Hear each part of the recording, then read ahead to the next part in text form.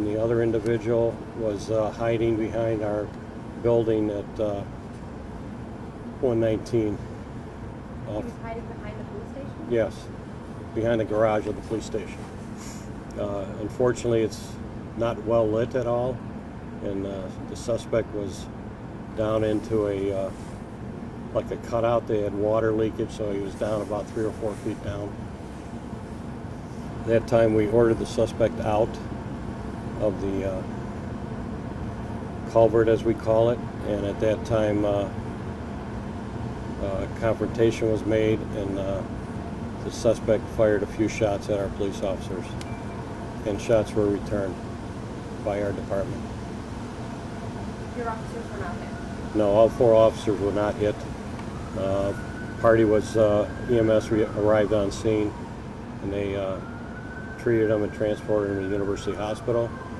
And the Cleveland Police Department use of force came out, and they are handling the complete investigation, the possible the shooting over on Murray Hill, and also our altercation behind the police department. How many times was the suspect shot? Unknown at this time. Okay.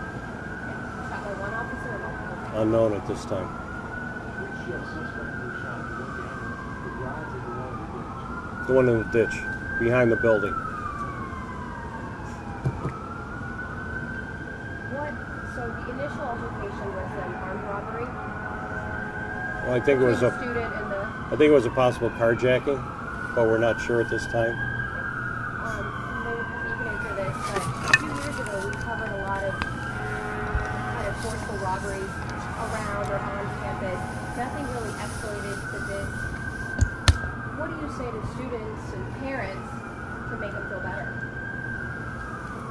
Well, we say that we are working very hard and will be continuing to evaluate what we're doing to protect the campus, working with Chief Hodge, Chief Rapicki, Chief Williams, because all 3 cover our campus in one way or another, and having their thoughtful input into what we can do going forward is really important, and we will be doing that.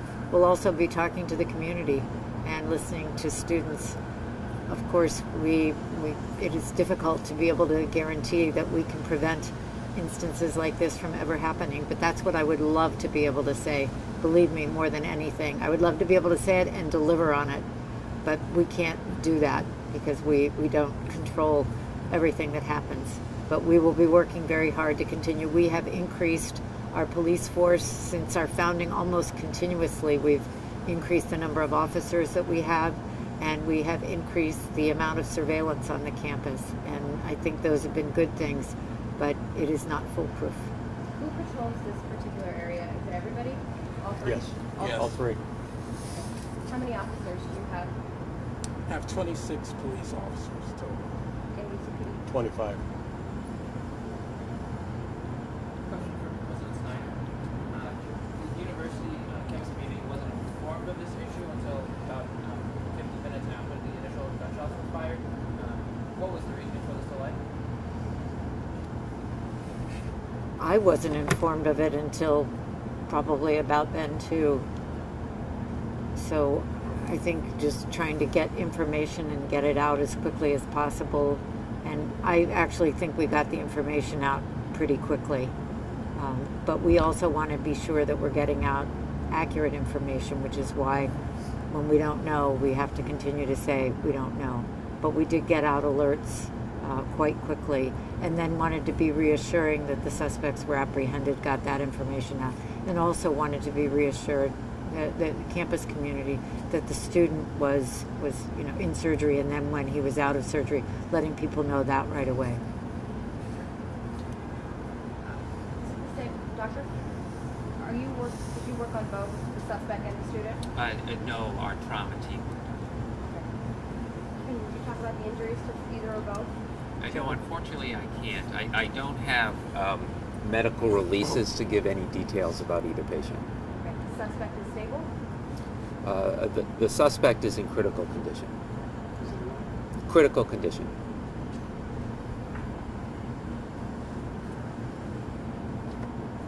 Are all 4 officers off duty currently? Yes, standard policy, at least 3 days administrative leave, and then we'll reevaluate after the 3-day period.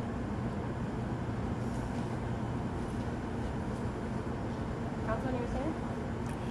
I would just reiterate what Dr. Snyder said. As we keep as our community keeps the student in our prayers, as well as any one that was a part of this incident, to keep everyone in our prayers. It was a testament of our community really coming together between Chief Rapicki and President Ronayne, who really communicated a lot with me and the leadership of Little Italy Redevelopment Corporation in order to make sure that we communicated with the broader public and made sure, as Dr. Snyder said, I can't reiterate what she said more, to make sure that we had accurate information, to make sure that we kept the community informed, and to make sure that the community was hyper vigilant, to make sure that we were on the lookout for everything that was going on at that time until the suspect was apprehended. Little Italy is a great community. It's a close-knit community, and we consider the students and the faculty and everyone at Case Western Reserve a part of this community. So it wasn't something that we just looked at, that this was something that happened on Case's campus. This was something that we came together as a community to really make sure that we supported everything that Case was doing, University Circle. And I want to make sure that everybody understands that this was a testament of how this community came together very quick in order to make sure those suspects were apprehended. We take crimes of opportunity very serious in our community and in our neighborhood, and we're going to continue to make sure that we're vigilant. We're going to follow up and have some safety meetings, which will make sure that the community, along with the students and everyone else, are invited to be a part of.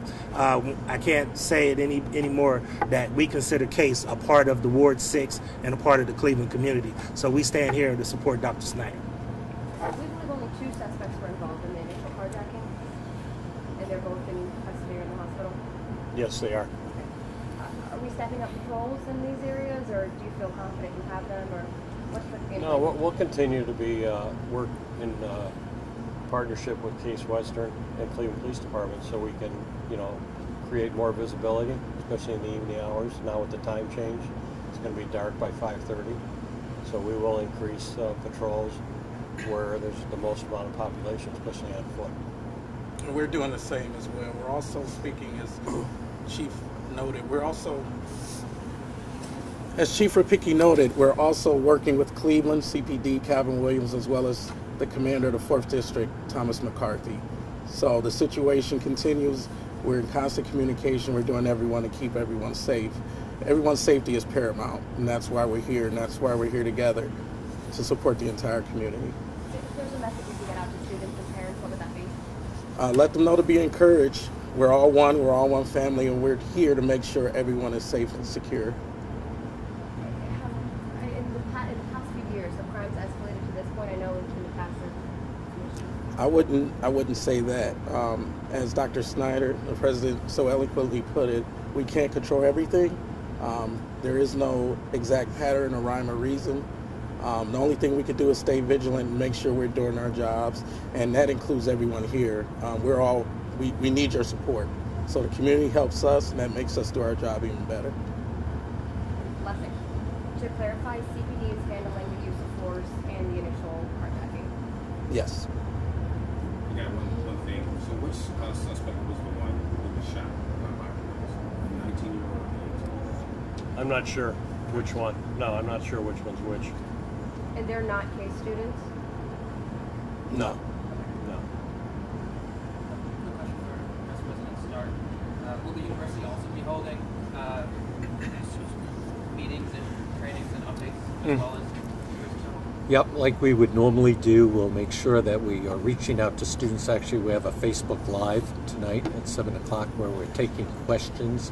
We've gotten out a number of correspondence already related to the continued services we have available around counseling and health, and we are currently looking at some other ways to reach out to students at this point in time.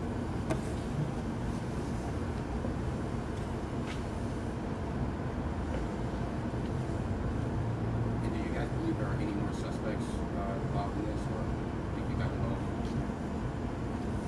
Not at this time, but like I said, Cleveland Police Department's handling it, so they'll be investigating any other leads that might come in over the next couple days.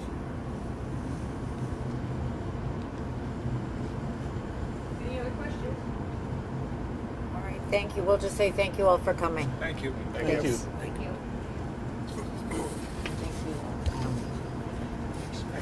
We get the chief's Nice to meet you. name. Jay Hodge.